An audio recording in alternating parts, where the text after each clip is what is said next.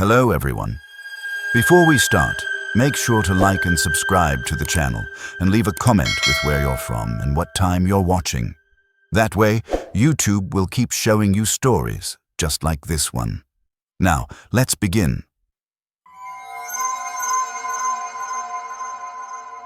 The snow was coming down harder than the weather service had predicted when I started my climb up Donner Pass on Interstate 80. It was February, and I was hauling a load of electronics from Sacramento to Reno in my Peterbilt. The forecast had called for light flurries, but this was turning into something much more serious. Fat, wet flakes splattered against my windshield faster than my wipers could clear them. I'd driven this route hundreds of times over my 15 years of trucking, but Donner Pass in a snowstorm never gets routine. The history of the place weighs on you. All those stories of the wagon train that got trapped here in 1846. Even without the snow, there's something about this stretch of highway that feels different. Heavier, like the mountains themselves are watching. The truck behind me had been there for about 20 miles, staying exactly 3 car lengths back, no matter how I adjusted my speed. At first, figured it was just another driver being cautious in the weather. Smart thing to do. But as the snow got heavier and visibility dropped, something about that truck started bothering me. It was an older Kenworth, maybe from the 90s, painted a dark blue that was hard to make out in the swirling snow. What caught my attention was how perfectly it maintained that distance. I'd slow down for a curve, it would slow down. I'd speed up on a straight stretch, it would speed up. But always that same gap, like we were connected by an invisible tether. The really strange part was the headlights. Most trucks from that era had standard halogen beams, but this one had these intensely bright, almost blue-white lights that cut through the snow like lasers. They were so bright they made my mirrors uncomfortable to look at, but I couldn't stop checking them. Something about the way they never wavered, never dimmed, never showed any of the normal fluctuations you get when a driver shifts or adjusts their position. Around Cisco, where the grade really starts to climb, I decided to test my shadow. I pulled into the right lane and slowed down to about 45. The Kenworth stayed right behind me, matching my speed exactly. I moved back to the left lane and sped up to 60. Same thing. Perfect synchronization. That's when I started to get that crawling feeling between my shoulder blades. In all my years of driving, I'd never seen anyone maintain such precise following distance, especially not in conditions like this. It was like the driver could read my mind, anticipating every move before I made it. I keyed my CB radio. Breaker 19. This is eastbound Pete at mile marker 150. You got your ears on back there, Kenworth. Static. Then more static. I tried again. Same result. Either his radio was off, or he wasn't interested in talking. The snow was getting worse, reducing visibility to maybe 50 yards. I had to drop my speed to 35 just to stay on the road. The Kenworth dropped to 35 too. Those brilliant headlights never, wavering from their position in my mirrors. That's when I noticed something that made my blood run cold. Through the heavy snow, I could see other vehicles struggling on the highway, cars with their hazards flashing, a couple of semis pulled over on the shoulder. But the Kenworth behind me wasn't struggling at all. It moved through the storm like the weather didn't exist, like it was driving on clear, dry pavement while I fought to keep my rig between the lines. At the Donner Lake exit, I made a decision. I was going to pull off and see what this guy's story was. Maybe he was just another trucker looking out for a fellow driver in bad weather, though something deep in my gut said otherwise. I signaled and took the exit. In my mirrors, I watched the Kenworth signal too, following me down the off-ramp. We were the only 2 vehicles crazy enough to be moving in this whiteout. I pulled into the parking lot of a closed gas station, the snow already covering the pavement in a thick blanket. I expected the Kenworth to park nearby, maybe walk over and explain why he'd been following me. Instead, he pulled up right behind me, so close I couldn't see his front bumper in my mirrors, and just sat there, Engine running, those laser-bright headlights boring into the back of my trailer. I waited 5 minutes. Then 10. The snow kept falling, and the Kenworth just sat there, idling. No driver got out. No movement in the cab that I could see. Just those unblinking headlights and the low rumble of a diesel engine. Finally, I climbed down from my cab. The snow was ankle-deep already, and the wind cut through my jacket like it was made of paper. I walked back toward the Kenworth, my boots crunching in the fresh powder. As I got closer, I could see the truck more clearly. It was definitely a 90s Kenworth, but something about it looked wrong. The paint was too perfect, like it had just rolled off the lot, but the style was definitely decades old. No rust, no road wear, no scratches or dings. In the harsh mountain environment where salt and sand ate trucks alive, this one looked showroom new. I walked up to the driver's side and knocked on the door. The windows were tinted so dark I couldn't see inside, but I could hear the engine running, feel the vibration through the snow-covered ground. "Hey," I called out. "You following me for a reason?" No response. I knocked harder, the sound echoing strangely in the muffled silence of the snowstorm. That's when I noticed the license plate. It was mounted where it should be, but it was completely blank. Not expired, not from another state, just a plain white rectangle with no numbers or letters at all. My heart started hammering. I backed away from the truck, suddenly very aware of how isolated we were. The gas station was closed, the highway was empty, and I was alone in a snowstorm with someone, or something, that didn't want to show their face. I got back in my Peterbilt and fired it up, my hands shaking as I put it in gear. I pulled out of the parking lot and back onto the highway, not looking in my mirrors until I was back up to speed. The Kenworth was right there. Same distance, same position, those brilliant headlights cutting through the storm like nothing had happened. For the next 40 miles, through the worst part of the pass, that truck stayed with me. It never got closer, never fell back, never showed any sign of being affected by the increasingly dangerous conditions. I white-knuckled it through sections where I could barely see the guardrail, where other trucks were sliding off into the snow-filled ditches, but the Kenworth behind me moved like it was on rails. Just past Truckee, as suddenly as it had appeared, it was gone. I checked my mirrors during a brief clear patch, and the road behind me was empty.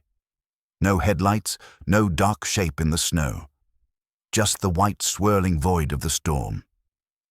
I didn't stop until I reached Reno, and even then, I kept checking my mirrors in the truck stop parking lot. I asked around, described the Kenworth to other drivers, but nobody had seen it. A few of the old-timers got quiet when I mentioned the blank license plate and those impossibly bright headlights.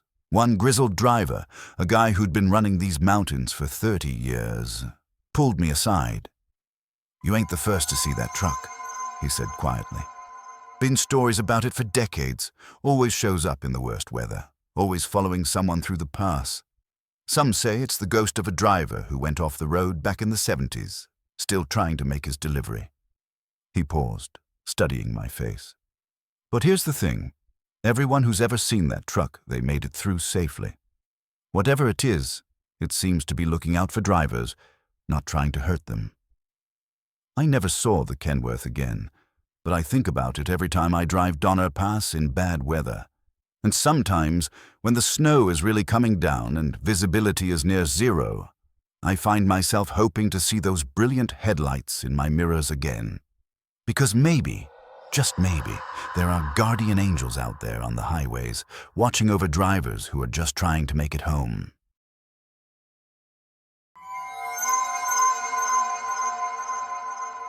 Static filled my truck cab as I climbed Highway 50 through the Sierra Nevada, the radio scanning endlessly for a signal that could penetrate these mountains. It was just past midnight, and I was hauling a load of medical supplies from Sacramento to a hospital in Carson City. The deadline was tight, and taking the mountain route was the only way to make it on time. The highway wound through dense forests of pine and fir. The headlights of my freight liner cutting through darkness so complete it felt solid. Cell service had died an hour ago, and now even the radio was giving up, producing nothing but white noise and the occasional fragment of a distant station.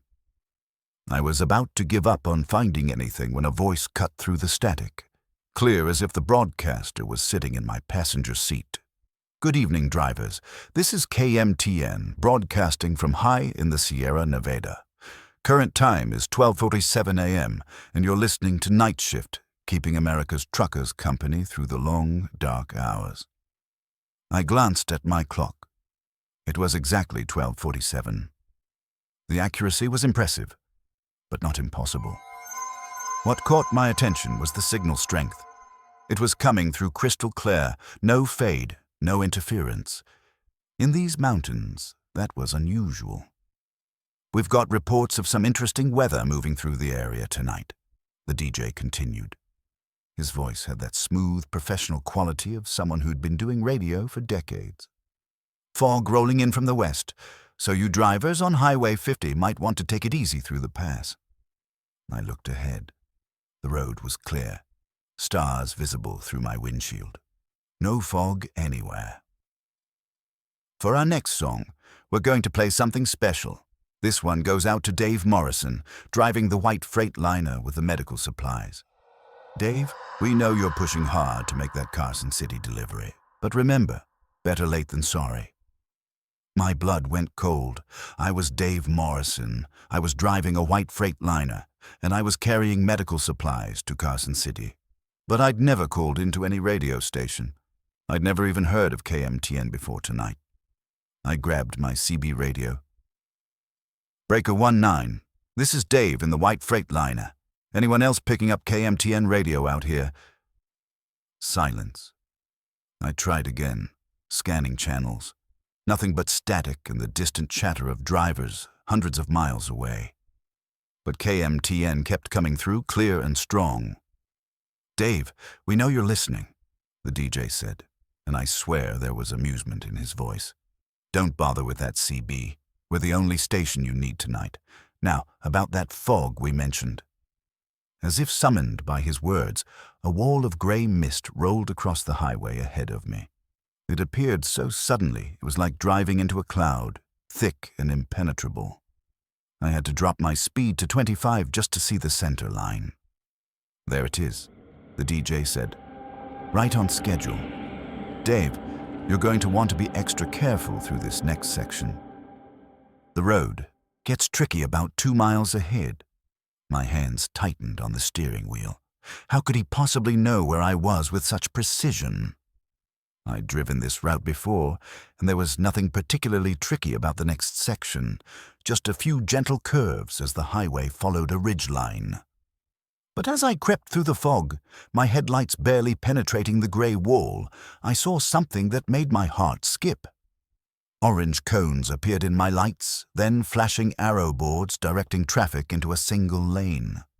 Road construction, right where the DJ had said things would get tricky. There hadn't been any construction signs posted. No warnings on the highway department website when I'd checked my route.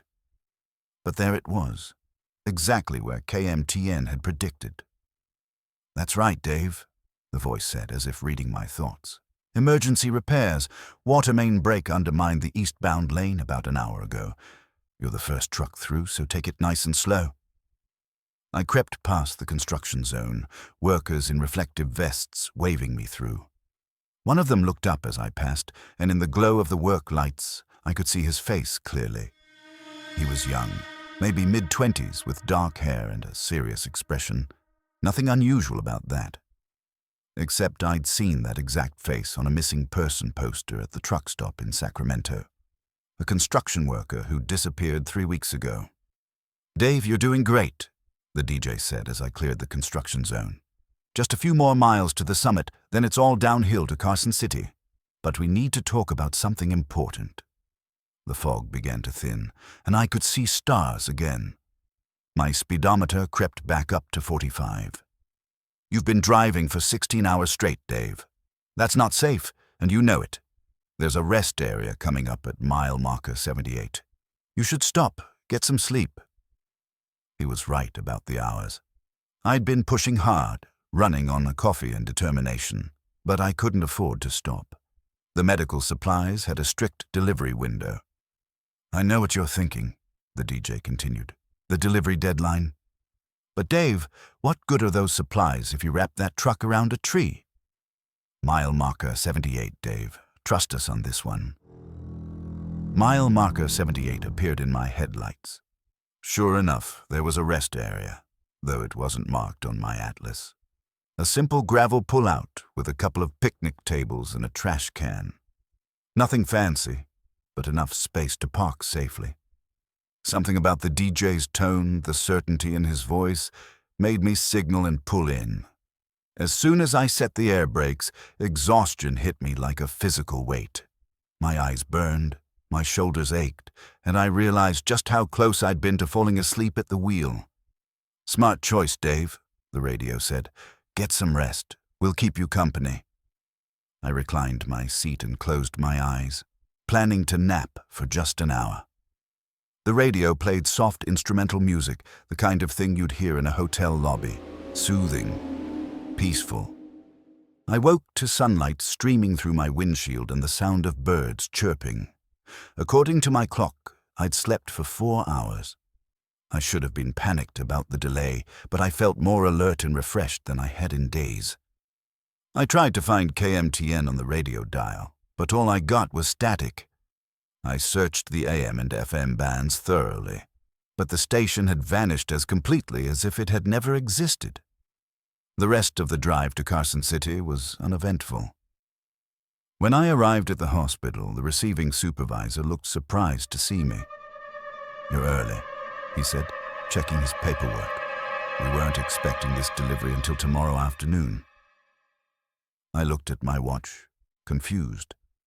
According to my calculations, I should have been 6 hours late, not early. But somehow, despite sleeping for 4 hours, I'd made up time. Later, I called the hospital's logistics coordinator to ask about the delivery schedule. She pulled up the records and frowned. "That's odd," she said. "According to our system, the original delivery was scheduled for today, but we moved it up by 12 hours yesterday due to a critical patient need. But we never notified the shipping company. How did you know?" I never found any record of KMTN radio. The FCC database showed no station with those call letters anywhere in the Sierra Nevada. When I asked other drivers about it, most had never heard of it. But a few, the old-timers who'd been running these mountain routes for decades, would get a distant look in their eyes. "KMTN," one of them said quietly. "Yeah, I've heard of it. Only picks up drivers who are in real trouble, though. Consider yourself lucky, son. That station doesn't waste time on people who don't need help." I still drive Highway 50 regularly, and sometimes in the dead of night when I'm fighting fatigue or bad weather, I scan the radio dial, hoping to hear that smooth, professional voice again. Because sometimes, out there in the darkness of the mountain passes, there are guardian angels broadcasting on frequencies that don't officially exist, watching over drivers who are just trying to make it through another night.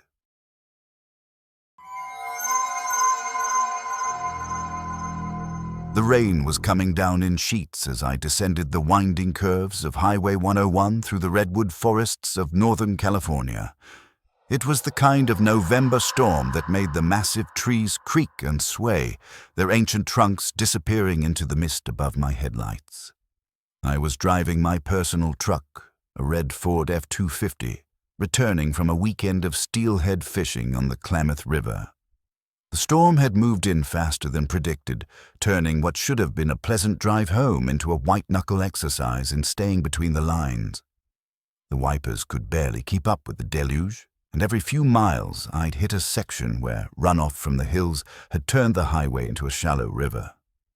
I was about 20 miles south of Eureka when I saw her. She was standing at the edge of the pavement, thumb out, completely soaked. Even from a distance I could see she was young, maybe early 20s, with long dark hair plastered to her head by the rain. She wore a light jacket that was obviously no match for the storm, and she looked absolutely miserable. My first instinct was to stop. I'd been raised to help people in trouble, and this girl was definitely in trouble. But something made me hesitate. Who hitchhikes on Highway 101 in a storm like this? And how had she gotten here? There were no broken-down cars on the shoulder, no signs of how she'd ended up stranded in the middle of nowhere. As I got closer, she stepped further into the road, waving her arms frantically. In my headlights, I could see her face clearly, pale, desperate, with dark circles under her eyes that looked like bruises. She was mouthing something, but I couldn't hear her over the rain in my engine. I made a split-second decision and pulled over, my hazard lights flashing. She ran to the passenger door and climbed in, bringing with her the smell of rain and something else. Something cold and earthy, like wet leaves or fresh dirt. "Thank God," she said, shivering violently. "I thought I was going to die out there." "What happened?" I asked, putting the truck in gear and pulling back onto the highway. "Where's your car?" "Broke down about 5 miles back," she said, her teeth chattering. "I've been walking for hours, trying to get to a phone." I glanced at her in the dome light before it faded. She was definitely young, probably college-aged, with delicate features and skin so pale it was almost translucent. But there was something about her eyes that bothered me. They were too dark, too deep, like looking into wells. "There's a gas station in Garberville," I said. "About 15 miles. They'll have a phone, maybe a tow truck." "Thank you," she whispered. "You don't know what this means to me." We drove in silence for a few minutes, the only sounds the rain on the roof and the rhythmic squeak of the wipers. I kept the heater cranked up, but she continued to shiver, her arms wrapped around herself. "What's your name?" I asked, trying to make conversation. "Sarah," she said quietly. "Sarah Chen." "I'm Mike. You from around here?" "Humboldt State," she said. "I was visiting friends in Crescent City. Stupid to drive back in this weather, but I have a paper due tomorrow." It sounded reasonable enough, but something about her story nagged at me. Humboldt State was in Arcata, which meant she was driving south. Same as me. But I'd been on Highway 101 for over an hour, and I hadn't seen any broken-down cars. On a night like this, a disabled vehicle would have been obvious. "Where exactly did your car break down?" I asked. She was quiet for a long moment. "Near the Benbow exit," she finally said. I'd passed the Benbow exit 20 minutes ago. If she'd been walking for hours, she would have had to walk north to end up where I found her. That didn't make sense if she was trying to get to Arcata. I glanced over at her. She was staring straight ahead, her hands folded in her lap. In the green glow of the dashboard lights, her skin looked even paler, almost luminescent. "Are you okay?" I asked. "You look really cold." "I'm fine," she said, but her voice sounded distant, like it was coming from far away. That's when I noticed something that made my heart skip. She wasn't breathing. Her chest wasn't moving. No fog appeared on the passenger window next to her. In the cold truck, I could see my own breath, but there was no sign of hers. I tried to convince myself I was imagining things. The stress of the storm, the poor visibility, my eyes playing tricks on me. But I couldn't shake the feeling that something was very wrong. "Sarah," I said, my voice carefully controlled. "How long have you been walking?" She turned to look at me, and in the brief glow of an oncoming car's headlights, I saw her face clearly. Her lips were blue, not from cold, but from something else. Something permanent. And her eyes, those dark, deep eyes, held no warmth, no life. "A long time," she said, and her voice was like wind through dry leaves. My hands tightened on the steering wheel. Every instinct I had was screaming that I needed to get this girl out of my truck, but we were in the middle of nowhere, and the storm was getting worse. "The gas station's just ahead," I said, pointing to lights in the distance. "I know," she said. "I've seen it before." I pulled into the gas station, my tires splashing through puddles that reflected the harsh fluorescent lights. The place looked deserted except for a single attendant visible through the windows of the convenience store. "Here we are," I said, putting the truck in park. "They'll be able to help you call for a tow." Sarah sat motionless for a moment, staring at the brightly lit building. "Mike," she said quietly, "can I ask you something?" "Sure." "Do you believe in second chances?"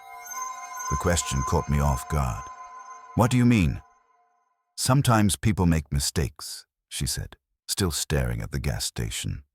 "Bad decisions, and sometimes they don't get to fix them. Everyone deserves a second chance," I said, though I wasn't sure why we were having this conversation. She smiled then, a sad, wistful expression. "Thank you for picking me up. Not many people would stop on a night like this." "No problem. You going to be okay from here?" "I'll be fine," she said, opening the door. "I always am." She stepped out into the rain and closed the door behind her. I watched as she walked toward the convenience store, her figure becoming indistinct in the downpour. But instead of going inside, she seemed to fade into the darkness beyond the lights, becoming one with the shadows and the rain. I sat there for a moment, confused and unsettled. Then I got out and went into the store to make sure she was okay. "Excuse me," I said to the attendant, a middle-aged man reading a paperback novel behind the counter. "Did a young woman just come in here? Dark hair, light jacket?" He looked up, puzzled. "Haven't seen anyone all night except you. Weather's keeping folks home, I guess." I went back outside and searched the area around the gas station, but there was no sign of her. It was like she'd simply vanished into the storm. The next morning, back home in Eureka, I couldn't stop thinking about Sarah Chen. Her pale face, her dark eyes, the way she'd seemed to fade away. On impulse, I called Humboldt State and asked if they had a student by that name. "Sarah Chen," the registrar said after checking her records. "Yes, she was a student here. Sophomore, English major, but I'm afraid she died in a car accident 3 years ago. Driving back from Crescent City in a storm, her car went off Highway 101 near the Benbow exit. They never found her body." I hung up the phone, my hands shaking. I'd given a ride to a girl who'd been dead for 3 years, a girl who was still trying to make it home from the same trip that had killed her. Sometimes, late at night when I'm driving Highway 101 in the rain, I look for her. Part of me hopes I'll see her again, standing at the side of the road, thumb out, still trying to get back to school. Because maybe, if I pick her up enough times, she'll finally make it home. Maybe that's her second chance.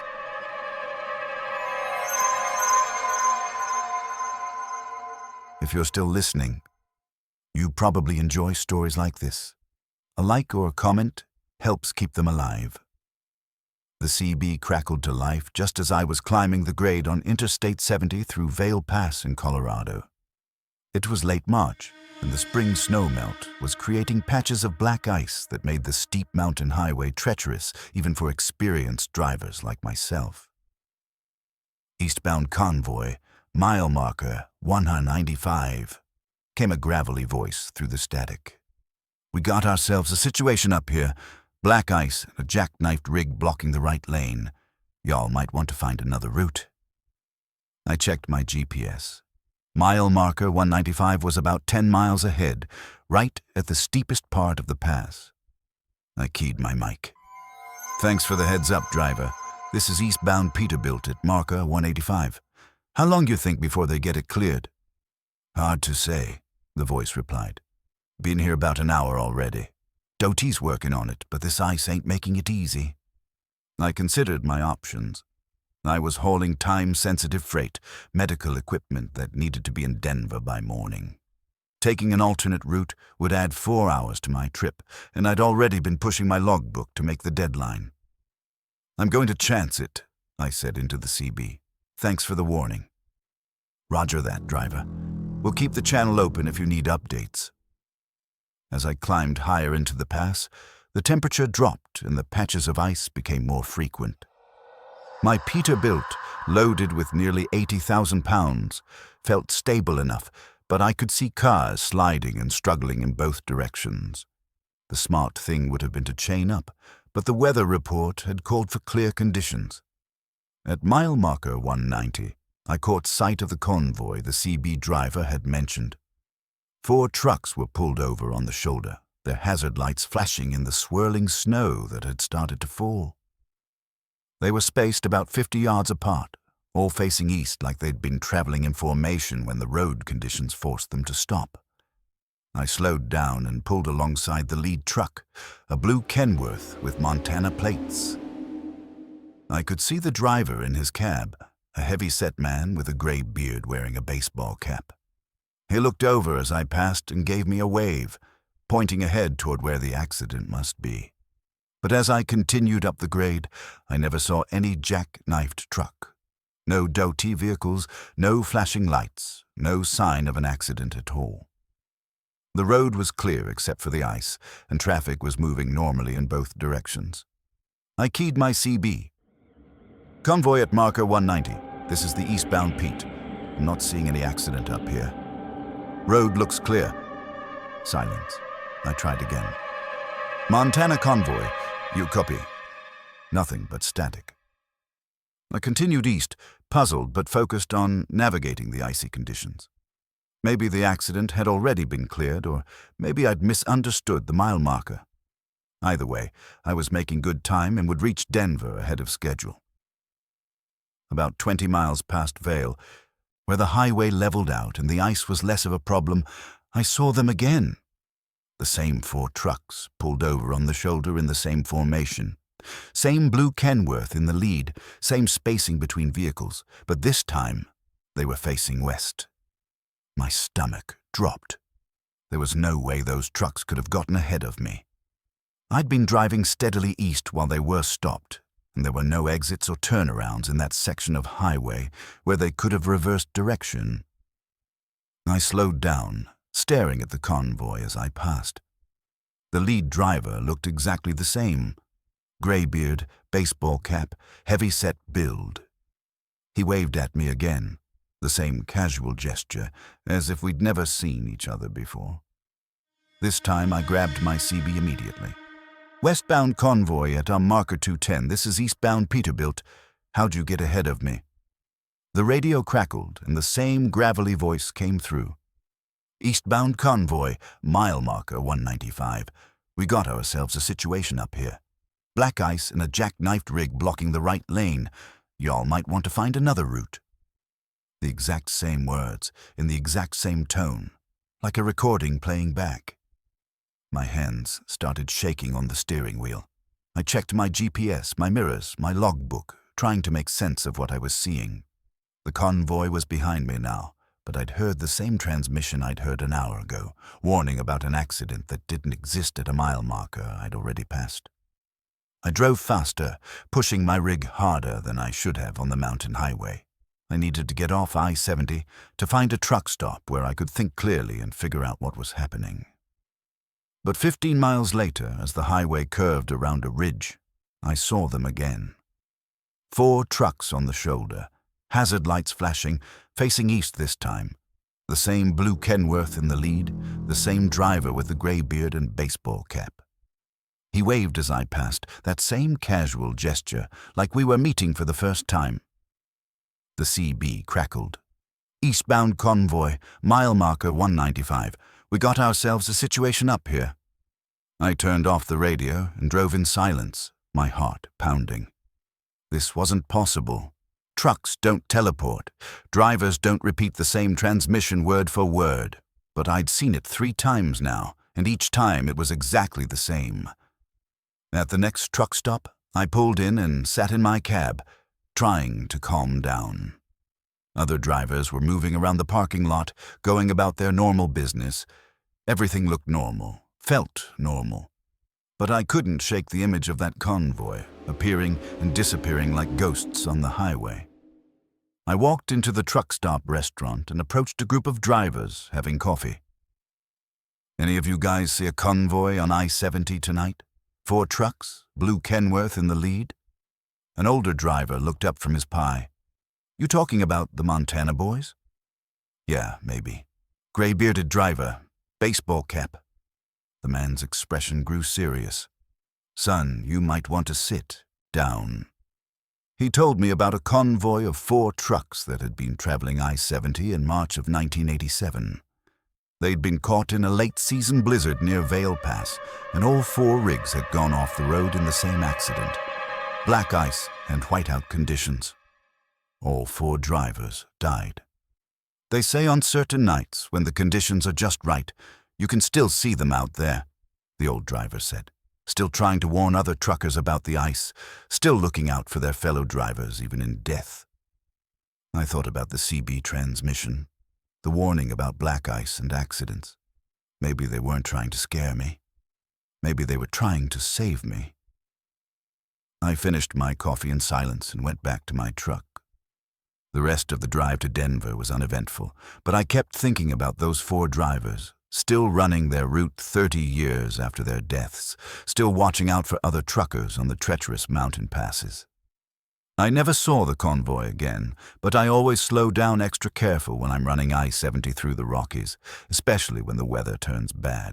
Because somewhere out there, 4 drivers are still keeping watch, still trying to bring their fellow truckers home, safe. And sometimes, on the loneliest stretches of mountain highway, that's exactly what you need. Guardian angels in 18-wheelers watching over you through the long, dark night.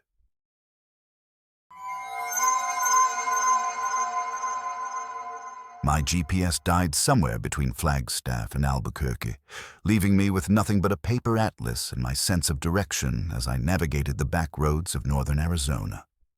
I was driving my personal vehicle, a Jeep Wrangler, on a solo camping trip through the Southwest. The main highways were clogged with holiday traffic, so I decided to take the scenic route through the high desert and mountain passes. The road I was on wasn't even marked on my atlas, just a thin line of asphalt winding through red rock canyons and pine-covered mesas. But it was heading generally northeast, which was where I needed to go, and the solitude was exactly what I'd been looking for. The sun was setting behind the western peaks when I crested a hill and saw lights in the valley below. A small town, maybe a few dozen buildings clustered around what looked like a main street. It wasn't marked on my map, but that wasn't unusual in this part of the country. Plenty of tiny communities existed that were too small to make it onto standard road atlases. As I drove down into the valley, I could see the town more clearly. It had the look of an old mining settlement. Weathered wooden buildings, a few brick structures that might have been a bank or general store, and a church with a white steeple at the far end of the main street. A sign at the edge of town read, "Welcome to Millfield, population 847, established 1882. The streets were empty, but that wasn't surprising for a small desert town on a Sunday evening. Most of the buildings were dark, but I could see warm light glowing from the windows of what appeared to be a diner and a small motel. Perfect. I could get dinner and a room for the night, then continue my journey in the morning. I parked in front of the diner, a classic chrome-sided building with neon signs advertising home-cooked meals and fresh coffee. Through the windows, I could see several customers sitting at the counter and in booths, their faces indistinct in the warm yellow light. The bell above the door chimed as I entered. The interior was exactly what I'd expected: red vinyl booths, a long counter with chrome stools, and the smell of fried food and coffee. A middle-aged waitress with graying hair looked up from wiping down tables. "Evening, Hearn," she said with a smile. "Just passing through?" "That's right," I replied, sliding onto a stool at the counter. "Didn't expect to find a town out here. Millfield's not on my map." Her smile faltered slightly. "Lots of folks say that. We're kind of off the beaten path. What can I get you?" I ordered a burger and coffee, studying the other customers while I waited. They were a mix of ages. An elderly couple sharing a piece of pie, a man in work clothes reading a newspaper, a woman with 2 young children. Normal people in a normal small-town diner. But something felt off. The conversations were too quiet, too subdued. The children weren't fidgeting or making noise like kids usually do. Everyone seemed to be moving just a little too slowly, speaking just a little too softly. "You folks get many visitors?" I asked the waitress when she brought my coffee. "Some," she said. "Travelers like yourself, mostly. People taking the back roads looking for something different. How's business in a town this small?" "We get by," she said, but there was something evasive in her tone. "Been the same for as long as anyone can remember." My burger arrived, and it was actually quite good. As I ate, I tried to make conversation with the other customers, but they seemed reluctant to engage. Polite but distant, like they were all sharing some secret I wasn't part of. After dinner, I walked across the street to the motel, a single-story building with about a dozen rooms arranged around a small courtyard. The office was lit, and an elderly man sat behind the desk reading a book. "Need a room for the night?" I said. "Certainly," he replied, not looking up from his book. $25.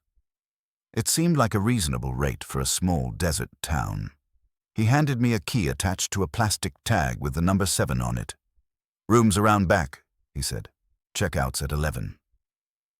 The room was clean but basic. A bed, a dresser, a small bathroom. The kind of place that hadn't been updated since the 1970s but was well maintained. I was tired from the long drive, so I settled in for the night, planning to get an early start in the morning. I woke to sunlight streaming through the thin curtains. According to my watch, it was just after 8 a.m. I showered, packed my gear, and walked back to the office to check out. The office was empty. I waited for a few minutes, then called out but got no response. Finally, I left the key on the desk with a $25 bill and headed for my Jeep. The town looked different in daylight. The buildings that had seemed quaint and well-maintained the night before now appeared weathered and neglected. Paint was peeling from the wooden structures, and several windows were boarded up. The diner that had been warm and inviting was now clearly abandoned, its neon signs dark and broken. I walked over to the diner and peered through the windows. The interior was empty, covered in dust.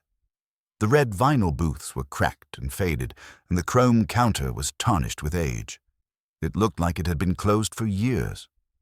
Confused and increasingly unsettled, I got in my Jeep and drove slowly through the town.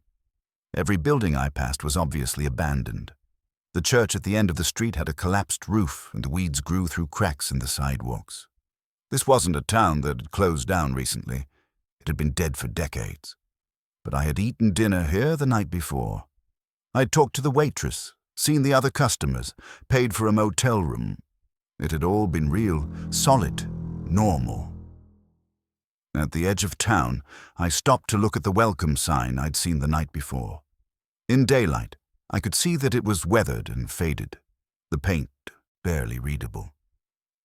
But there was something else, a smaller sign underneath that I hadn't noticed in the dark. "Millfield Ghost Town," it read. "Abandoned 1952. Historic Preservation Area. No camping or overnight stays." I stared at the sign, my mind reeling. I'd spent the night in a ghost town, eaten at a restaurant that had been closed for 70 years, talked to people who couldn't possibly have been there. I drove away from Millfield as fast as I could, not stopping until I reached a gas station on the interstate. The attendant, a young man with multiple piercings and a bored expression, looked up when I walked in. "You okay, man?" he asked. "You look like you've seen a ghost." "Maybe I have," I said. "You ever hear of a town called Millfield?" His expression changed. "Yeah, I've heard of it. Old mining town, been abandoned since the 1950s. Why?" "I was just there last night. There were people, businesses open." He studied my face carefully. "Dude, you're not the first person to tell me that story. Happens maybe once or twice a year. Someone comes through here all shook up, talking about spending the night in Millfield, eating at the diner, staying at the motel." "What do you think it is?" He shrugged. "Could be a lot of things. Desert plays tricks on people. Heat, isolation, dehydration, or maybe... He paused, looking uncomfortable. Maybe some places don't know they're dead yet. I never found Millfield again, though I've looked for it on subsequent trips through Arizona. The road I took that night doesn't seem to exist anymore, at least not on any map I can find. But sometimes, when I'm driving alone through the desert at sunset, I wonder if I'll see those lights in the valley again. And part of me hopes I will, because for one night, I was a part of something that shouldn't have existed. A town frozen in time, where the dead still serve coffee and rent rooms to travelers, still going through the motions of life decades after the world moved on without them.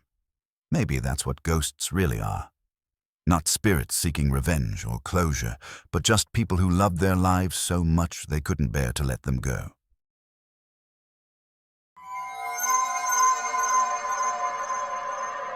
The blizzard hit just as I was climbing toward Monarch Pass on Highway 50 in Colorado.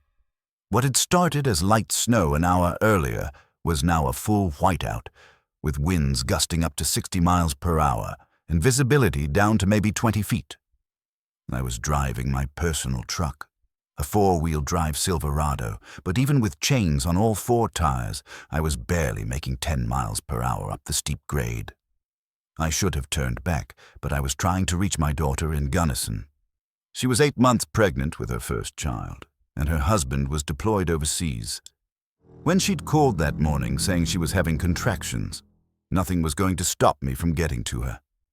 The radio crackled with warnings from the Colorado Department of Transportation. All vehicles are advised to avoid Highway 50 between Salida and Gunnison. Extreme weather conditions, zero visibility, high avalanche danger. Road closure is imminent.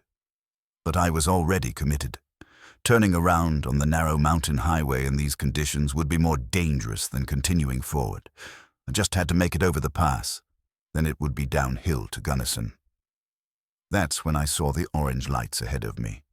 At first, they were just a dim glow in the swirling snow, but as I got closer, I could make out the distinctive pattern of a snowplow's warning beacons.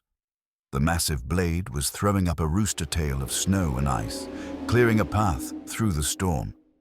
I'd never been so happy to see a Dottie truck in my life.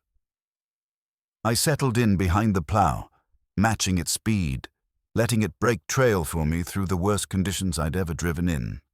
The driver was obviously experienced, maintaining a steady pace that was fast enough to make progress, but slow enough to stay safe.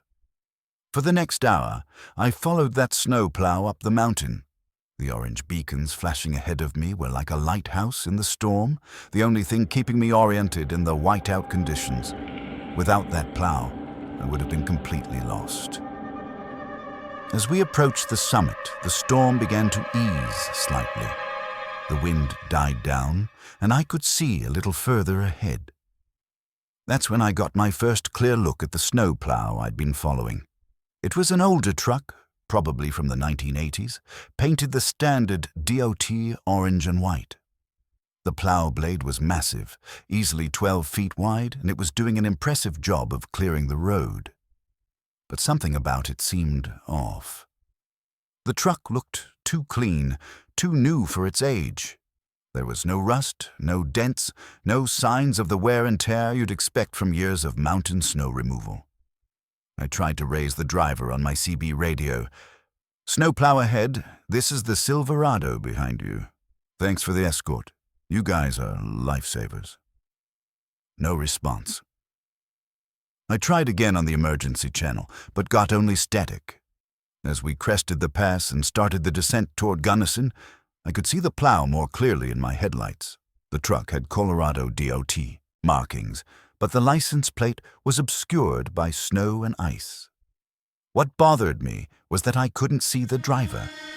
The cab windows were tinted so dark they were almost black, and there was no movement, no sign of a human being controlling the massive machine. The descent was even more treacherous than the climb. Black ice under the fresh snow made the road surface unpredictable, and the steep grade meant that losing control would send you tumbling hundreds of feet down the mountainside. But the snowplow ahead of me navigated every curve perfectly. its blades scraping away the ice and snow to reveal relatively safe pavement underneath. About halfway down the mountain, something happened that made my blood run cold. As we rounded a sharp curve, my headlights illuminated the snowplow from a different angle, and I could see through the rear window of the cab. It was empty. No driver, no passenger, nobody at all. The steering wheel was turning by itself, the truck maintaining perfect control as it guided us down the treacherous mountain road. I slammed on my brakes, my truck sliding sideways before the chains caught and brought me to a stop. The snowplow continued down the mountain without me, its orange beacons flashing in the storm, clearing a path for a driver that didn't exist. I sat there in my truck, engine running, heater blasting, trying to make sense of what I'd seen. Snowplows don't drive themselves. But I'd followed that truck for over an hour, watched it navigate some of the most dangerous road conditions in Colorado with superhuman precision. My hands were shaking as I put the truck back in gear and continued down the mountain. Without the snowplow ahead of me, the going was much slower and more dangerous. The road was covered with fresh snow again, and I had to feel my way around each curve, hoping I wouldn't slide off into the abyss. It took me another 2 hours to reach Gunnison, and by the time I arrived, the storm had passed and the roads were clear. I went straight to the hospital, where I learned that my daughter's contractions had been false labor. She was fine, the baby was fine, and I'd risked my life for nothing. But I didn't regret the drive. Without that snowplow, I never would have made it over the pass alive. The next day, I called the Colorado Department of Transportation to thank them for having a plow out in such dangerous conditions. The dispatcher checked their records and frowned. "Sir, we didn't have any plows operating on Highway 50 last night. The road was officially closed at 6 p.m. due to the storm. All our equipment was pulled off the mountain hours before you would have been there." "That's impossible," I said. "I followed one of your trucks for over an hour. Orange and white DOT markings, big blade, the works." "I'm looking at our GPS tracking right now," she said. "Every plow in our fleet was either in the yard or working on I-25. None of them were anywhere near Monarch Pass." I hung up the phone, more confused than ever. I'd followed a snowplow that didn't exist, driven by a man who wasn't there, on a road that was officially closed. Later, I did some research on the history of Highway 50 and Monarch Pass. What I found explained everything, and nothing. In January of 1982, a Colorado DOT snowplow operator named Jim Hendricks had been killed while clearing Highway 50 during a blizzard. His truck had slid off the road near the summit, and he died trying to keep the pass open for travelers. He was posthumously awarded the state's highest honor for public service. The newspaper article included a photo of Jim and his snowplow, an orange and white truck with a 12-foot blade identical to the one I'd followed through the storm. I've driven Monarch Pass many times since then, but I've never seen the ghost snowplow again. Maybe it only appears during the worst storms, when travelers need it most. Maybe Jim Hendricks is still out there, still clearing the roads, still trying to get people home safely to their families. All I know is that when I see snowplow drivers working in dangerous conditions, I make sure to wave. Because some of them might be doing more than their job. They might be performing a sacred duty that transcends death itself.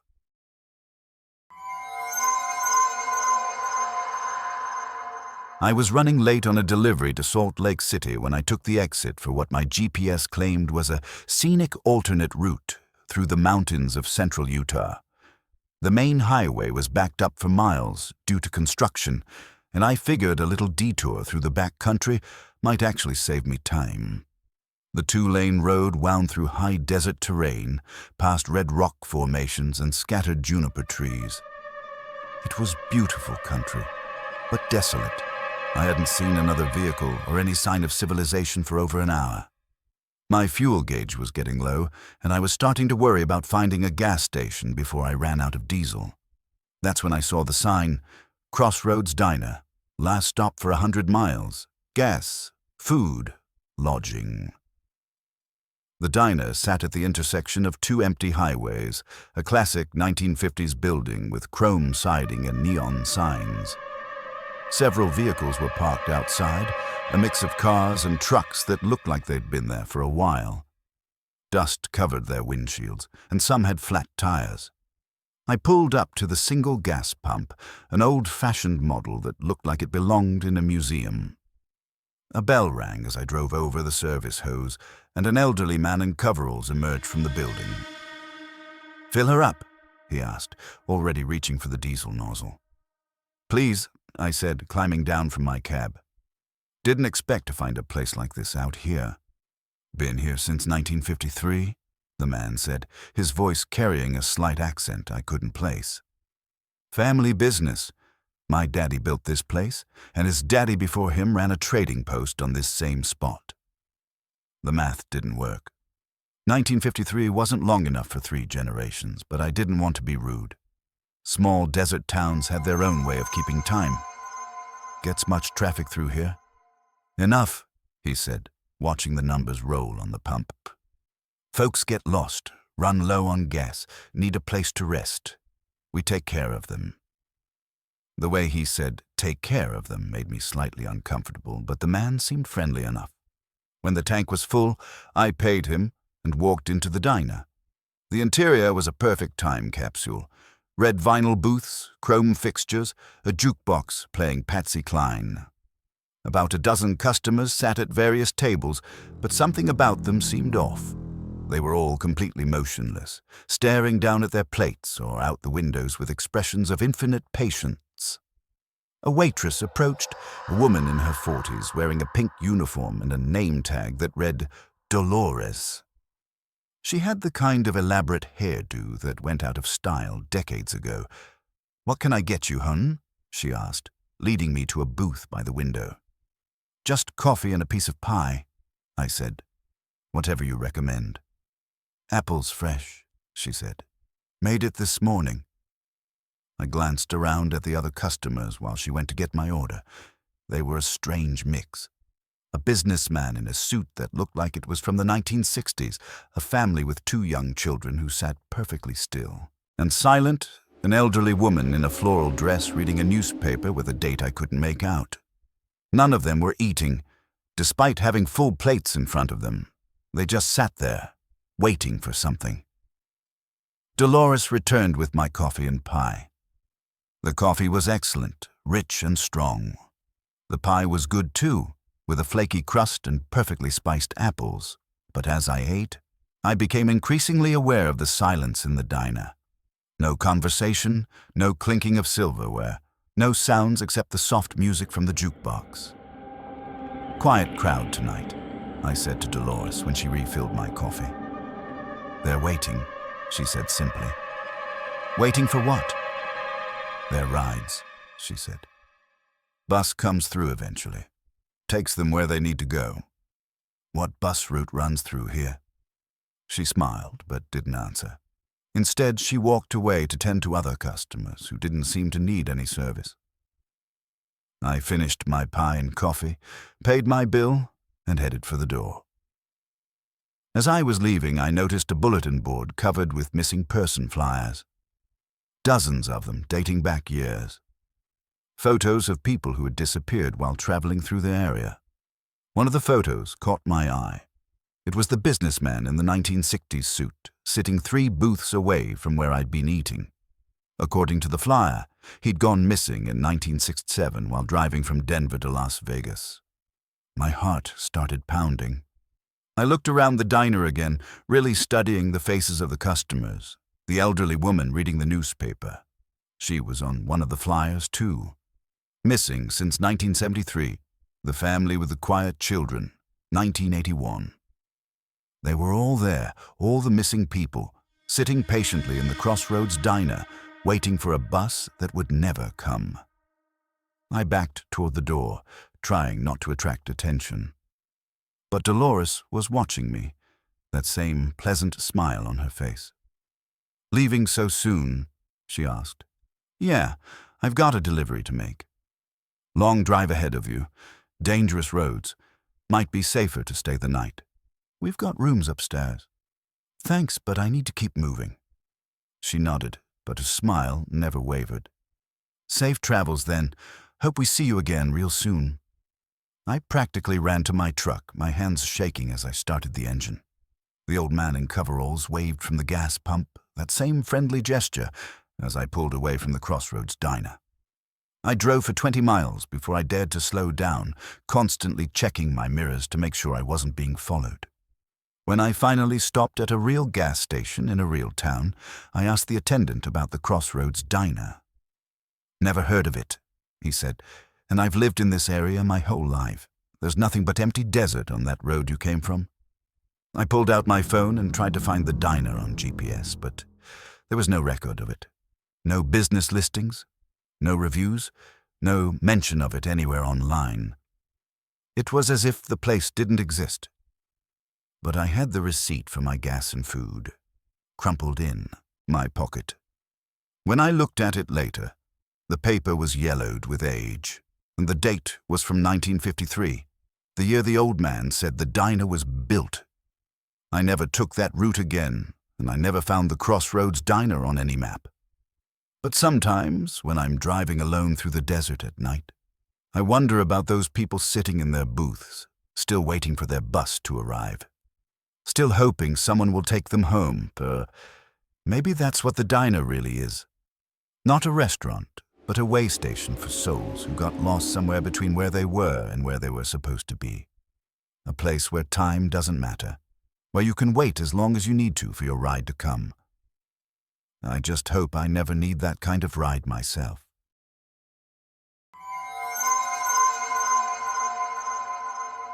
The GPS on my dashboard showed a straight line from Reno to Bakersfield, but the mountain road I was actually driving seemed determined to take me everywhere except where I wanted to go. I'd been following Highway 395 south through the Sierra Nevada for hours, but somehow I kept ending up back at the same landmarks. A distinctive rock formation shaped like a sleeping giant, a burned-out gas station with a faded Texaco sign, a rusty bridge over a dry creek bed. I was driving my personal truck, a Toyota Tundra, on what was supposed to be a simple trip to visit my brother in Bakersfield. But what should have been a 6-hour drive was turning into something much longer and more confusing. The first time I passed the sleeping giant rock formation, I noted it as an interesting landmark. The second time, an hour later, I thought I must have gotten turned around somehow, but by the third time I was starting to panic. I pulled over and checked my map, my GPS, my compass. Everything indicated that I was heading south on Highway 395, making normal progress toward Bakersfield. But the landmarks told a different story. I was driving in circles, somehow returning to the same stretch of road over and over again. The sun was setting behind the western peaks, casting long shadows across the desert floor. I'd been driving for 8 hours and should have reached Bakersfield by now, but I was still in the same desolate stretch of highway I'd been on all afternoon. I tried calling my brother to let him know I'd be late, but my phone had no signal. That wasn't unusual in the mountains, but it added to my growing sense of isolation and confusion. As darkness fell, I passed the burned-out gas station for the 4th time. This time I decided to stop and investigate. Maybe there was something I was missing, some turn I should have taken. The gas station had been abandoned for years, its windows boarded up and its pumps removed. Weeds grew through cracks in the concrete, and graffiti covered the walls. But as I walked around the building, I found something that made my skin crawl. Carved into the wooden boards covering one window was a message. Day 3. Still can't find the way out. If anyone reads this, don't stop driving. The road doesn't want you to leave. Below that, in different handwriting. Day 7. Running low on gas. Seeing the same things over and over. This isn't natural. And below that, Day 12. Food almost gone. Starting to think this is hell. There were dozens of messages, carved by different hands over what looked like years. All of them told the same story, travelers who had gotten trapped on this stretch of highway, unable to find their way out, slowly going insane as they drove the same loop over and over again. My hands were shaking as I got back in my truck. I had to get out of here, had to find the exit from this impossible road. But as I drove through the night, I kept passing the same landmarks in the same order. The sleeping giant, the burned-out station, the rusty bridge. By dawn, I was exhausted and terrified. I'd been driving for nearly 24 hours, and I was no closer to escaping than when I'd started. My gas tank was getting low, and I was starting to understand the desperation in those carved messages. That's when I saw the other car. It was a blue sedan, maybe 10 years old, driving about a quarter mile ahead of me. I'd been alone on the road all night, so seeing another vehicle was both a relief and a concern. Maybe they were lost too, or maybe they knew the way out. I sped up to catch them, but no matter how fast I drove, I couldn't close the distance. The sedan stayed exactly the same distance ahead, matching my speed perfectly. When I slowed down, it slowed down. When I sped up, it sped up. After an hour of this futile chase, I realized something that made my blood run cold. The sedan was passing the same landmarks I was, in the same order, at the same intervals. It was trapped in the same loop, following the same impossible road that led nowhere. I tried flashing my headlights, honking my horn, anything to get the other driver's attention. But the sedan never responded, never acknowledged my presence. It just kept driving, maintaining that perfect distance, like a ghost car leading me deeper into the maze. As the sun climbed higher, I began to notice other vehicles. A motorcycle that appeared and disappeared around curves. An old pickup truck that I glimpsed in my rearview mirror but could never catch. A semi-truck that passed me going the opposite direction, its driver staring straight ahead with empty eyes. They were all trapped here, all driving the same endless loop, all searching for an exit that didn't exist. By the second night, I was starting to lose my grip on reality. The constant repetition, the same sights over and over again, was driving me to the edge of madness. I understood now why some of the messages at the gas station had become increasingly desperate and incoherent. I stopped carving my own message into the wooden boards. Day 2. Road won't let me leave. If you're reading this, turn around while you still can. But even as I carved the words, I knew it was futile. There was no turning around on this road. There was only forward, always forward, in an endless circle that led nowhere. On the third day, something changed. As I approached the sleeping giant rock formation for what must have been the 100th time, I saw a figure standing beside the road. It was a man in a park ranger uniform, waving for me to stop. I pulled over, desperate for human contact, for someone who might know the way out. "You lost, son?" the ranger asked, walking up to my window. "I've been driving this same road for 3 days," I said. "I can't find the exit. I keep passing the same landmarks over and over." The ranger nodded sympathetically. "Happens to folks sometimes. This is old Paiute land, sacred ground. The spirits don't like strangers passing through without permission." "How do I get out?" "You have to give them something," he said. "Something that matters to you. A sacrifice, to show respect for the land." I thought about what I had with me. My wallet, my phone, my watch. None of it seemed significant enough. Then I remembered the photo in my glove compartment, a picture of my late wife that I carried everywhere. With trembling hands, I took out the photo and handed it to the ranger. He accepted it solemnly, then walked to the base of the sleeping giant rock formation and placed it in a small crevice. "Drive forward," he said. "Don't look back. Don't stop. Don't doubt.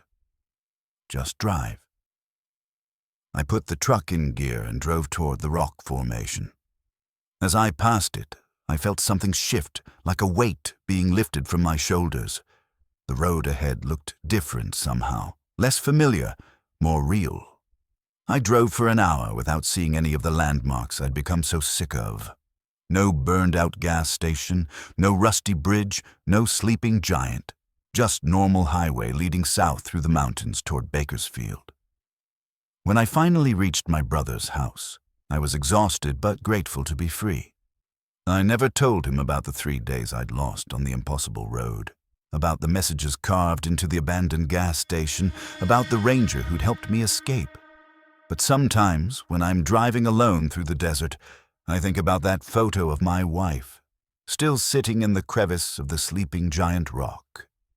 I wonder if it's helping other lost travelers find their way home, or if it's just part of the price we pay for trespassing on sacred ground. Either way, I never drive Highway 395 at night anymore. Some roads are meant to be traveled in daylight when the spirits are sleeping and the way forward is clear.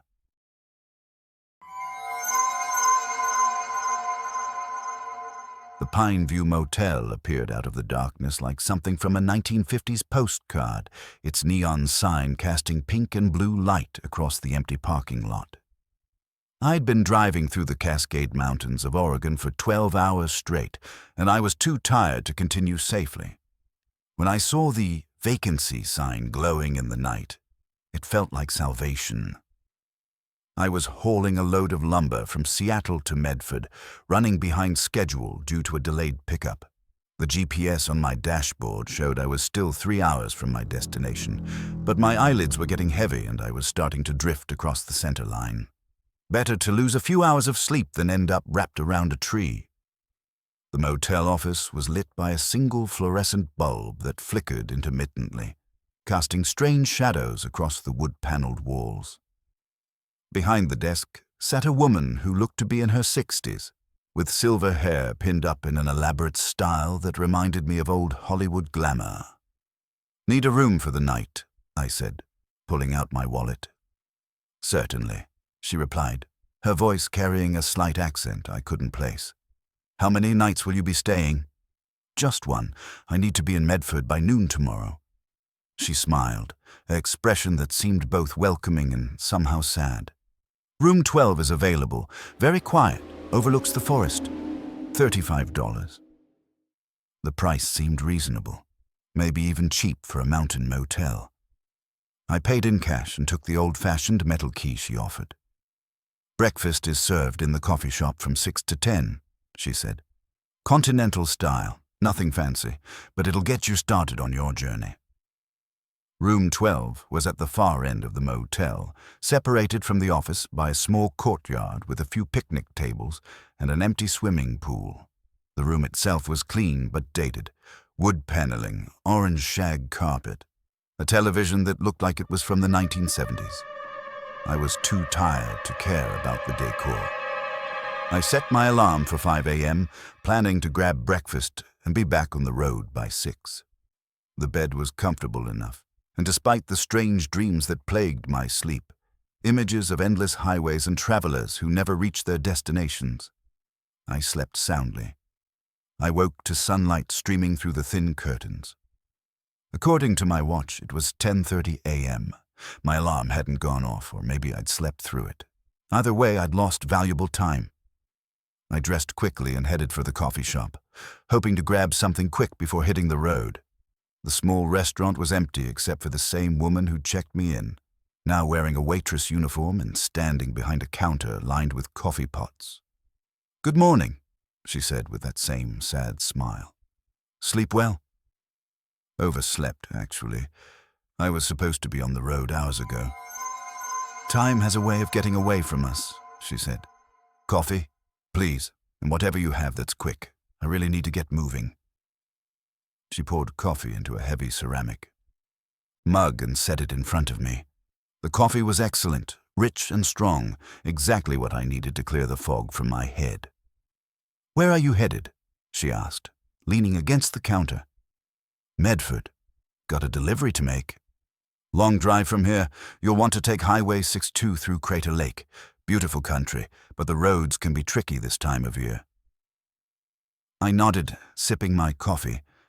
Something about her manner was bothering me, though I couldn't put my finger on what it was.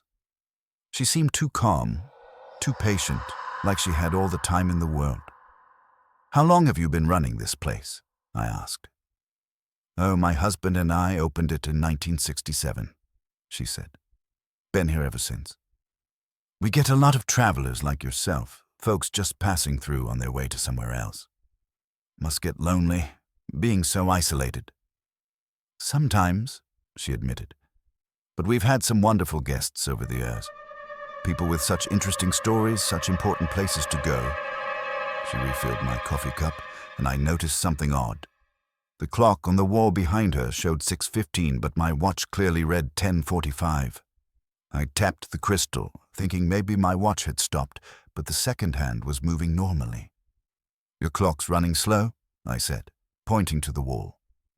She turned to look, then smiled. Oh, that old thing. It stopped working years ago. We just keep it there for decoration. But I could see the hands moving, slowly but definitely ticking forward. And as I watched, they seemed to be moving backward, not forward. I really need to get going, I said, standing up. What do I owe you for the coffee? On the house, she said. Safe travels. I walked back to my truck, which was parked in front of room 12. As I approached it, I noticed something that made me stop in my tracks. The lumber in my trailer was different. Instead of the fresh pine boards I'd loaded in Seattle, the trailer was filled with weathered gray wood that looked like it had been aging for decades. I climbed into the cab and checked my logbook. According to my records, I'd picked up the load in Seattle yesterday morning. But the delivery receipt in my folder was dated 1967, and it was signed by someone named Robert Chen. Not my name. My hands were shaking as I started the engine. Something was very wrong here, but I couldn't figure out what. I just needed to get to Medford, make my delivery, and get back to reality. I drove for what felt like hours, following Highway 62 through dense forests and past mountain lakes. But no matter how far I drove, I never seemed to get any closer to Medford. The sun stayed in the same position in the sky, and my fuel gauge never moved from the 3/4 mark where it had been when I left the motel. Finally, as evening approached, I saw familiar neon lights ahead. The Pineview Motel, exactly as I'd left it, with the same vacancy sign glowing in the gathering dusk. I pulled into the parking lot, my mind reeling. I'd been driving all day, but somehow I was back where I'd started. The same woman was behind the desk in the office, wearing the same dress with the same sad smile. Back so soon? She asked, as if my return was perfectly normal. I don't understand, I said. I've been driving all day. I should be in Medford by now. Time moves differently here, she said gently. Some folks find it hard to leave. The mountains have a way of holding on to people who have important deliveries to make. What do you mean? My husband was a truck driver, she said. Had a load to deliver in Portland. Very important, very time-sensitive. He stopped here one night in 1967, said he'd be back in a few days. But the delivery was so important, the deadline so critical, that he could never quite manage to leave. He's still trying to make that run, still loading and unloading the same cargo, still racing against time. I looked out the window at my truck, at the weathered lumber that had somehow replaced my fresh pine boards. The driver who signed for this load, Robert Chen, that was your husband? She nodded. He's still here, you know. Still making his deliveries, still trying to beat the clock. Some nights I see him in the parking lot, checking his logbook, calculating his drive time. He doesn't recognize me anymore, but he's still my Bobby. How do I get out of here? You have to let go, she said. Stop trying so hard to make the delivery on time. Accept that some deadlines can't be met. Some promises can't be kept. When you stop fighting the mountain, it'll let you go. I spent that night in room 12 again, but this time I didn't set an alarm. I didn't check my logbook or calculate drive times. I just lay in bed, listening to the wind in the trees, accepting that I might never make it to Medford. When I woke the next morning, sunlight was streaming through the curtains in a way that looked different, more real. I dressed slowly, without urgency, and walked to my truck. The lumber in my trailer was fresh pine again, properly strapped and tagged for delivery to Medford. My logbook showed the correct dates, and my fuel gauge read exactly where it should after a night of idling. I drove away from the Pine View Motel without looking back, and this time the road led where it was supposed to. I reached Medford 3 hours later, made my delivery, and continued on with my life. But sometimes, when I'm running late on a delivery and feeling the pressure of a tight deadline, I think about Robert Chen, still trapped at the Pine View Motel, still trying to make a delivery that will never be completed. And I slow down, take a breath, and remember that some things are more important than being on time.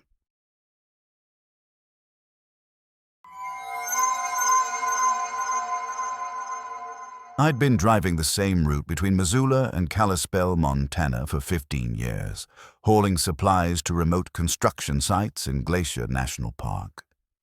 Highway 2 through the mountains was as familiar to me as my own driveway. Every curve, every grade, every landmark burned into my memory from countless trips. That's why I knew immediately that something was wrong when I saw the bridge. It spanned a deep gorge about 30 miles east of Kalispell, a massive steel and concrete structure that looked like it had been there for decades. But I'd driven this exact stretch of road just 2 weeks earlier, and there had been no bridge. The highway had curved around the gorge, adding 10 miles and an hour to the journey. I pulled over at a scenic overlook and stared at the impossible structure. It was a beautiful piece of engineering, with Art Deco styling that reminded me of Depression-era public works projects. A brass plaque near the approach read, "Whitefish River Bridge, completed 1936, a monument to American ingenuity." But there was no Whitefish River in this area, and I'd never seen this bridge before in my life. Other drivers were using it without hesitation, their vehicles flowing across the span like it was the most natural thing in the world. I watched a logging truck, a family in an RV, and several cars make the crossing, none of them showing any sign that they found anything unusual about the bridge. I got out of my truck and walked to the edge of the overlook, trying to get a better view of the gorge below. What I saw made my stomach drop. At the bottom of the canyon, barely visible through the trees, were the rusted remains of vehicles. Dozens of them scattered across the rocky floor like broken toys. My hands were shaking as I got back in my truck. Every instinct told me not to cross that bridge, but the detour around the gorge would add hours to my trip, and I was already running behind schedule. The construction crew was expecting their supplies by noon, and they couldn't work without them. I drove slowly toward the bridge approach, my heart pounding. As I got closer, I could see more details. The steel girders were painted a faded green, and the concrete deck showed the wear patterns of decades of traffic. Everything about it looked authentic, permanent, real. But it wasn't real. It couldn't be real. I'd driven this road hundreds of times, and there had never been a bridge here.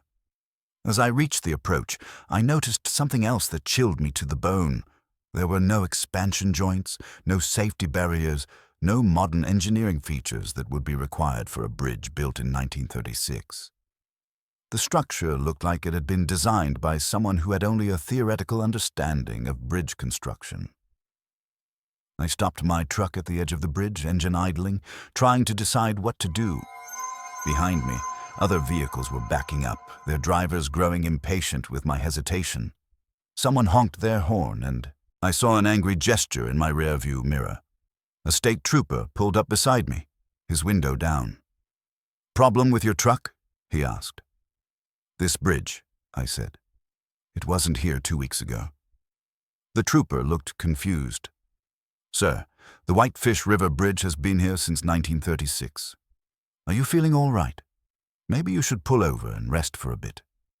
"I've been driving this route for 15 years, I insisted. There was no bridge here before. "Sir, I'm going to need you to move along. You're blocking traffic." I looked in my mirrors.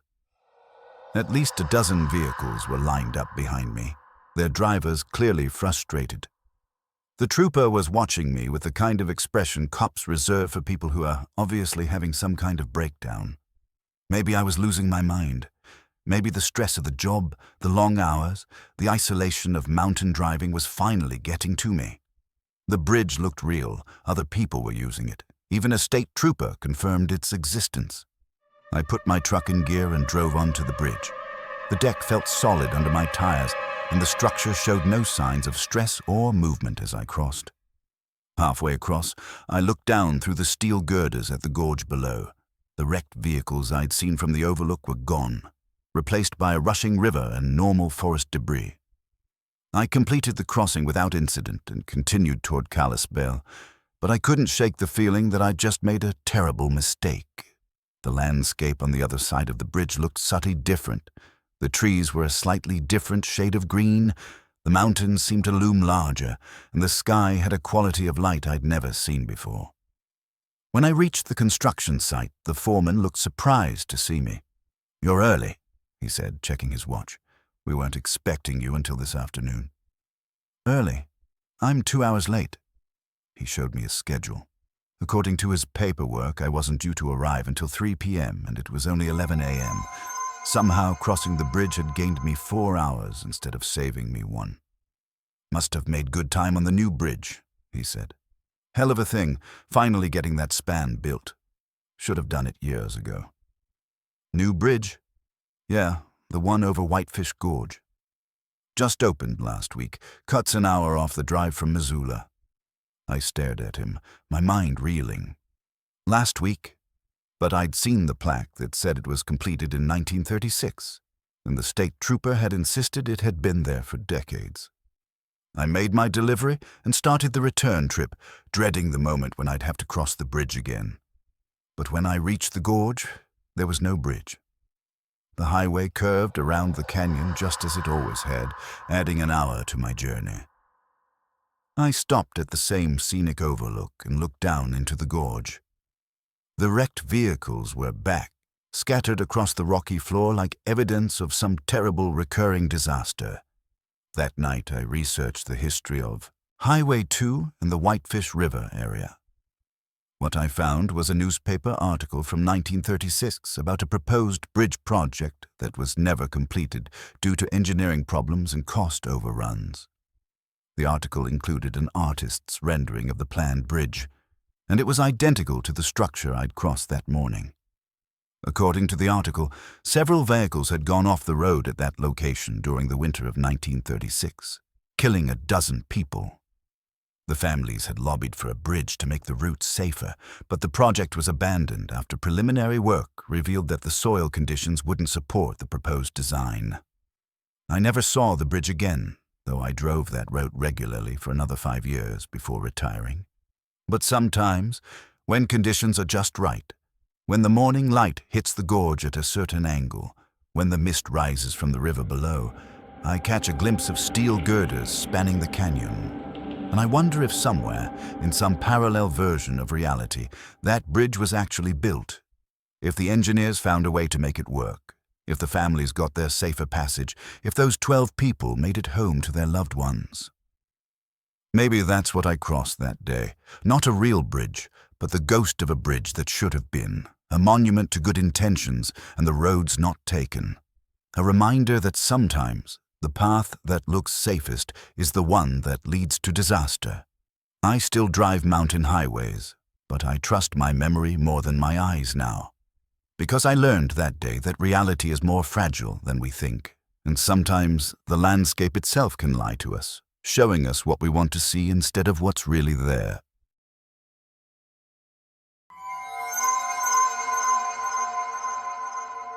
The fuel gauge on my Kenworth was nudging empty when I saw the sign, "Last Chance Truck Stop, 24-hour service. Next services 200 miles. I'd been driving through the Nevada desert for 8 hours, hauling electronics from Los Angeles to Denver, and I was cutting it close on fuel. The truck stop wasn't on my GPS, but in the middle of nowhere. You take what you can get.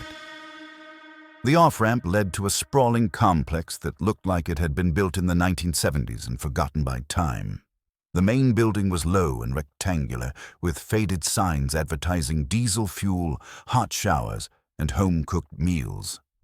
About 30 trucks were parked in the lot, their running lights creating a constellation of red and amber in the desert darkness. I pulled up to the fuel island and began the familiar routine of filling my tanks. The pumps were old but functional, and the diesel flowed at a good rate. What bothered me was the silence. Even at 2 a.m., truck stops are usually bustling with activity. Drivers coming and going, engines starting up, the constant chatter of CB radios. But this place was eerily quiet. After fueling up, I parked in the lot and walked toward the main building. The other trucks looked normal enough, but as I passed them, I noticed they all had a thin coating of dust, like they'd been sitting there for weeks. Some had flat tires, others had cobwebs stretched between their mirrors and antennas. The restaurant was lit by flickering fluorescent bulbs that cast harsh shadows across empty booths. A few customers sat at the counter, hunched over cups of coffee, but they didn't look up when I entered. Behind the counter, a waitress with graying hair and tired eyes watched me with the kind of expression that suggested she'd seen everything twice. "Coffee?" she asked as I slid onto a stool. "Please, and whatever you've got that's hot." "Meatloaf's good tonight," she said, pouring coffee from a glass pot. "Been simmering all day." I ordered the meatloaf and looked around at the other customers. They were all truck drivers, judging by their clothes and the way they carried themselves. But something about them seemed off. They moved too slowly, spoke too quietly, and their eyes had a distant quality, like they were looking at something far away. "Busy night?" I asked the waitress. "Same as always," she replied. "Drivers come, drivers go. Some stay longer than others." "How long have you been working here?" "Long time, longer than I care to remember." The meatloaf arrived, and it was actually quite good. Tender and flavorful, with mashed potatoes and green beans that tasted homemade. But as I ate, I became increasingly aware of how quiet the place was. The other customers weren't talking, weren't eating, weren't doing anything except sitting there like they were waiting for something. "Excuse me," I said to the driver sitting next to me, a heavy-set man in a flannel shirt. "You been on the road long?" He turned to look at me, and his eyes were completely empty. Not hostile or unfriendly, just vacant, like no one was home behind them. "Long time," he said in a voice that sounded like wind through dry leaves. "Very long time. Where are you headed?"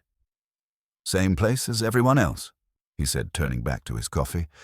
"End of the line." A chill ran down my spine. I finished my meal quickly, paid my bill, and headed for the door. But as I was leaving, the waitress called out to me. "You sure you want to go back out there?" she asked. "Roads are dangerous this time of night. Lot of drivers don't make it to their destination." "I've got a delivery to make in Denver." "Denver?" she repeated, like the word had no meaning. "When do you need to be there?" "Tomorrow afternoon." She smiled, but there was no warmth in it. "Time's different out here in the desert. Tomorrow might be a long way off."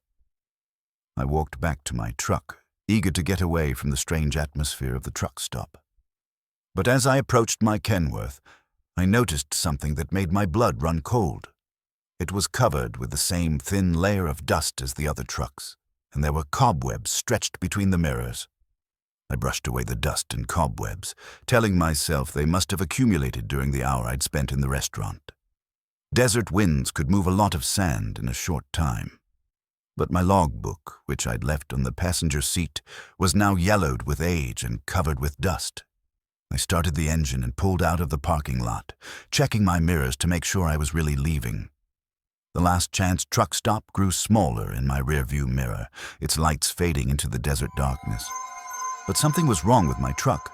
The engine sounded different, rougher, like it had aged years in the hour I'd been parked. The dashboard lights were dimmer, and several gauges were reading in the red zone. The odometer showed 50,000 more miles than it had when I'd arrived. I drove for what felt like hours, but the landscape never changed.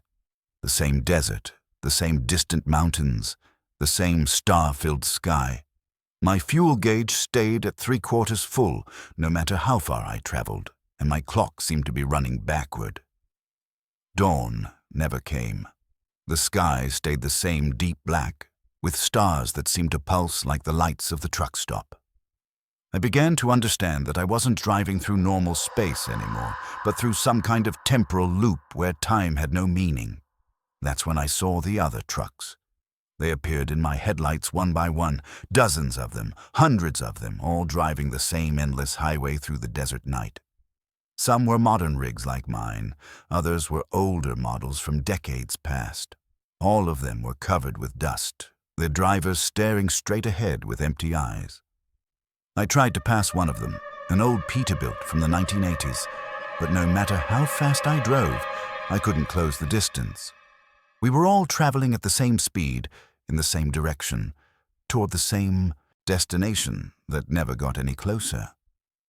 My CB radio crackled to life. "Eastbound convoy," came a familiar voice. "Welcome to the last mile. You'll be driving this route for a while." It was the waitress from the truck stop, her tired voice now carrying a hint of amusement. "What is this place?" I asked into the microphone. "End of the line," she replied. "Place where drivers go when they can't make their deliveries, when time runs out, when the road finally claims them. You'll get used to it. Everyone does. Eventually. I need to get to Denver." "Denver's gone," she said. "Everything's gone except the road. But don't worry. You've got all the time in the world now, all the time that ever was or ever will be." I drove through that endless night for what felt like years, part of a convoy of ghost trucks carrying cargo that would never be delivered to destinations that no longer existed. The last chance truck stop appeared periodically on the horizon, its lights offering the promise of rest and human contact, but I never stopped there again. Because I'd learned the truth about that place. It wasn't a truck stop at all. It was a trap, a way station for drivers who had pushed too hard, driven too long, ignored too many warning signs. A place where time stopped and the road went on forever.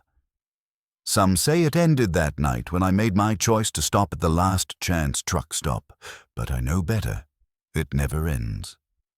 The road goes on forever, and somewhere out there in the desert night, a convoy of lost drivers is still trying to make their deliveries, still chasing deadlines that will never come. If you're ever driving alone through the desert and you see a sign for the last chance truck stop, keep driving. Don't stop for fuel. Don't stop for food. Don't stop for anything. Because some chances are your last chance, and some roads don't lead home. They lead to the end of time itself, where drivers become part of the highway, and the highway becomes part of eternity. Some say these stories ended when I reached my destinations, when the sun came up, when I found my way back to the main highway. But I know better now. They never really end. They just wait in the spaces between the mile markers, in the gaps between what we think we know and what actually exists out there in the high country. The mountains are patient. They've been collecting stories for millions of years, and they'll be here long after the last truck has made its final run. But they remember every driver who's passed through their domain, every soul who's looked into the darkness and seen something looking back. If you made it through all of these stories, you already know the truth. The scariest part isn't that these things might not be real. It's that they might be, and you won't know it's your turn until the road is empty, the sky is dark, and there's nowhere to go but forward into the unknown. Thanks for listening, if you made it through the darkness.